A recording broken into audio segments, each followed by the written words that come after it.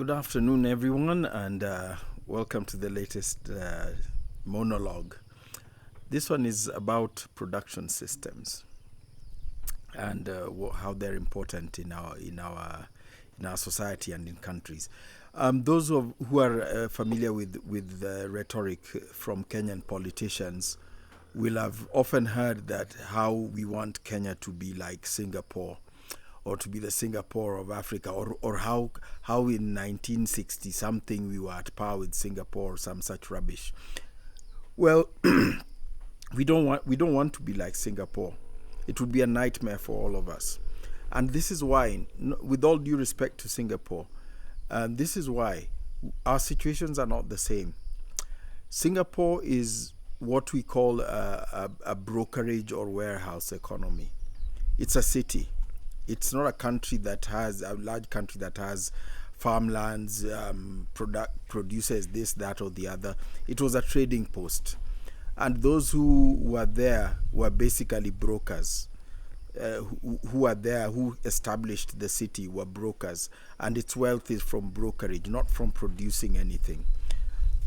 And that's how it became important, because it was at a gateway. So these were brokerage in the early days of the British Empire was a quasi-criminal activity, and because the British were basically pirates, and that's why we had the Opium Wars in the East, as they fought with China to control opium trade. We had pirates in the Caribbean who would rob traders and give a certain portion to the king in England, and that kind of thing. So this is what brings up what we call brokerage or warehouse economies. The City of London is another. They call it financial services today, but this is basically money laundering, keeping of money from various despotic regimes. That's why every time you hear some regime falls afoul of Western sentiment, suddenly their accounts are frozen in London.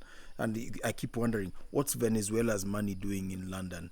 What's Libya's money doing in London, and various other countries? So this is how these economies come up. Africa is different. We produce. We have resources. We have resources, not just natural, but human resources, intellectual resources, agricultural resources, etc., etc., etc. So in Africa, the only real brokerage or warehouse economy is Djibouti. Having been there a few years ago, I could see the problems that come from a warehouse economy. It's a country that doesn't have policies of its own. They play whatever role whichever foreign power that's paying wants them to play. So you have US bases there, you have bases of all sorts of different countries. There's a very important shipping port that exports anything and everything. I found that it was in my conservation work, so I found that the biggest challenge to cheetah conservation in East Africa was the constant shipment of cheetah cubs through Djibouti to the Middle East for the pet trade. And Djibouti doesn't have wildlife of its own, so they don't have wildlife laws. So when a livestock ship is leaving, it has goats, sheep, camels, gazelles, cheetahs, a few impala, and various other wild antelopes, including endangered species like Somering's gazelle. So this is the brokerage economy. Brokerage economies, by definition, are expensive because they're based on opinion, needs, supply, and demand. They're not based on production systems. Secondly, they're cruel, because production economies have to be kind or caring to the producers. Where there's no producers, there's no need to be reasonable or kind to anybody, because nobody's producing anything. It's just you're like a community of pirates, and this is what results in various lacunas in wildlife law, whether human rights or international law, and this kind of thing. Now back to Kenya, and with the reference again to one of the classics. Again, it's a finger I'm pointing also to our society and our government people, that they should read a lot more literature. we've got what we call a Robin Hood type system, or we are attempting to do a Robin Hood type system.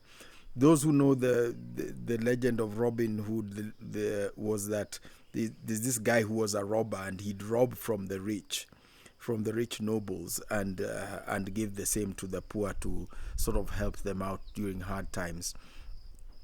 This narrative was used very successful in the last general election, in that it was the sort of hustler against dynasty narrative.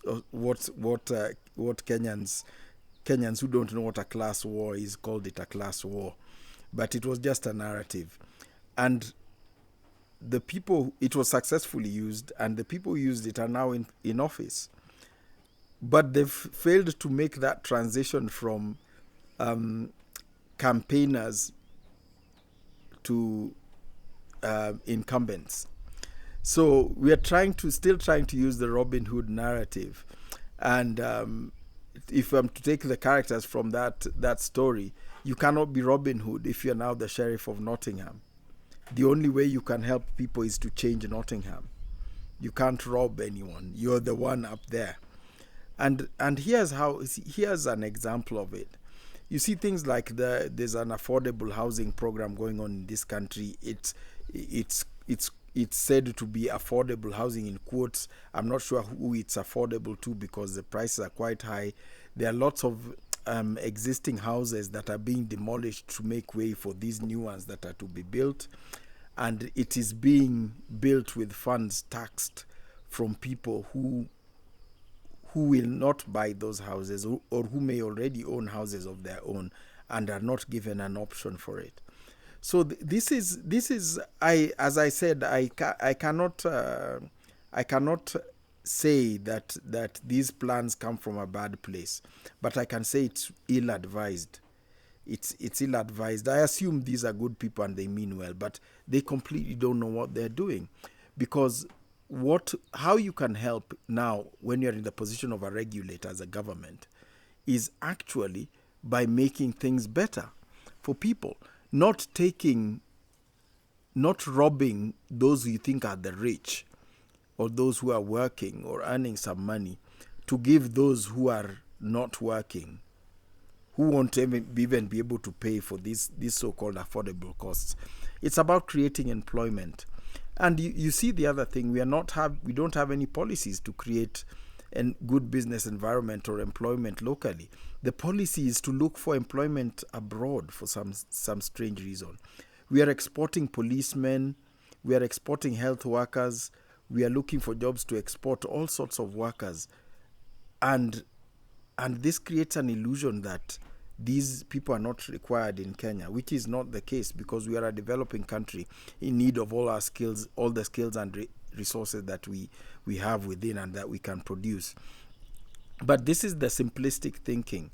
When you don't realize that you're now the Sheriff of Nottingham, you still try to play Robin Hood. And the Sheriff of Nottingham is necessarily restricted by his position, and he's now in the structure. He sits atop a structure, and he cannot jump in and out of windows the way Robin Hood did in the cartoon. There was an animated feature on it. You can't jump in and out of windows. You can't jump over fences and shoot arrows at people in the dark and that kind of thing. You have to do it from within a structure. And this is where we've completely failed. Another example of where this has failed is the education system. It's in complete collapse now. I mean, whoever chooses not to believe that, it's up to them, but it's in complete collapse now, because we had a system created, and you've heard it bandied around that they wanted to do away, I'm not sure what do away here means, with national schools. That these are the so-called elite schools. So they wanted to do away with those elite schools, i.e. somehow make every school elite, or somehow make every school be of the same rank. Yet there are vast differences in infrastructure, investment, development, etc. between different schools. So this is just the truth that is there. One of the ways they tried to do this is just declare certain schools national schools, yet they didn't have labs, the sort of things that are required to give the standard of education of a national school. So they try to do this artificially, getting high performing kids and assigning them to schools way out there in the grassroots where these kids didn't want to go. They started cooking exam results to make certain schools suddenly become top, and then this set in motion a whole series of events that has led us to a very difficult place where certain schools suddenly are getting top marks, and then parents want to go there, and suddenly we've had people openly saying that I'm paying 200,000 shillings for an admission letter to a certain school, and I didn't get it. So the corruption has become so deep and normalized that a perpetrator of corruption is claiming that the person he paid off did not keep his part of the bargain. This is the miasma we find ourselves in now. And this country requires understanding, not just from the people, but more worryingly from those in office. We have a coterie of people in office who just seem not to understand what it is that this country requires, yet the needs are there sort of right in front of us. So going on from this, we have a situation where we are now forcing all payments for services to go through some centralized system that extorts a little bit of money for every transaction you do. You have our universities, which are meant to be the source of new ideas and innovation for the country, being actually centers of this indolence. Our top university is mired in debt to the government. They aren't even able to pay their statutory deductions, tax deductions of staff. And the government also owes the university so much money. So in this financial morass, what's the solution they come up with? Hire some foreign carbon trading futures businessman or hedge fund trader as the chancellor, because of the aroma of money that hangs around him. He did not get rich by giving people money, and the thinking behind his hiring is because it is thought he will bring funding to the University of Nairobi. I've read a lot about the background of Professor Verkoyen, and there is nothing there I can see that qualifies him in any way to lead our premier learning institution. But there we are. We are a warehouse economy. We don't even want to produce ideas. We want to bring in someone who we think has ideas and think that he can transplant them from wherever and implement them in this place. And if at all there's success, this guy didn't get rich by giving away money. If at all there's success and he brings in money, there will be expatriates brought in as lecturers to earn that money that's come in.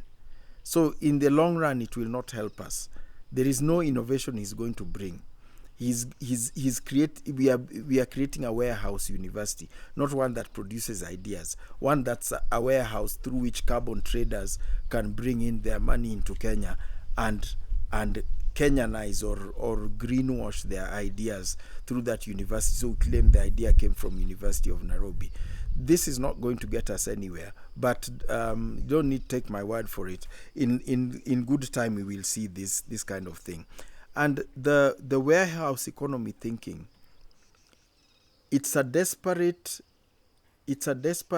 method, or a survival method put in place by countries like Djibouti, Singapore, Macau. Even Goa was one before it became part of independent India.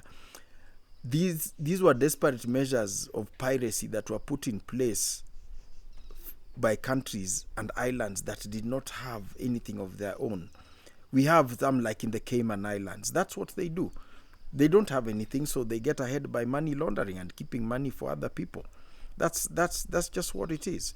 And we cannot, we as a country with human resources, natural resources, land production systems, we cannot adopt that kind of method without visiting cruelty on our people, which is the case in Kenya today. So we need to think about everything we are doing at the bottom line. Wherever we are, what are we producing in terms of innovation, ideas, whether it's food, whether it's it's technical expertise, whether you're making furniture or whatever. Let's start being people who produce. Let's not get into the strange brokerage laundering type of thinking that of the press a computer and get dollars from somewhere. That doesn't work, and it won't work, but everyone's welcome to try it. But production is what works. Whether it's production of ideas, are you using that computer to produce some designs, whether graphic designs, clothing designs, whether you're using it to write stories, whether you're using it to design buildings, or using it to surf the web and learn how to fix electronics or something like that. It's not work like online editing, working for as a content moderator for Facebook. That's rubbish. That's brokerage type working. That's sweatshop type working. That is laundering of human resource, and it does not, crucially, it does not gain or lead to growth of the individual or societies. So let's look again at the philosophical angle of what we are doing. And first of all, do not expect any good ideas to come to you from any other source. Let's come up with our ideas. That idea you have in mind, look at how you can actualize it and how you can use various tools to make it happen.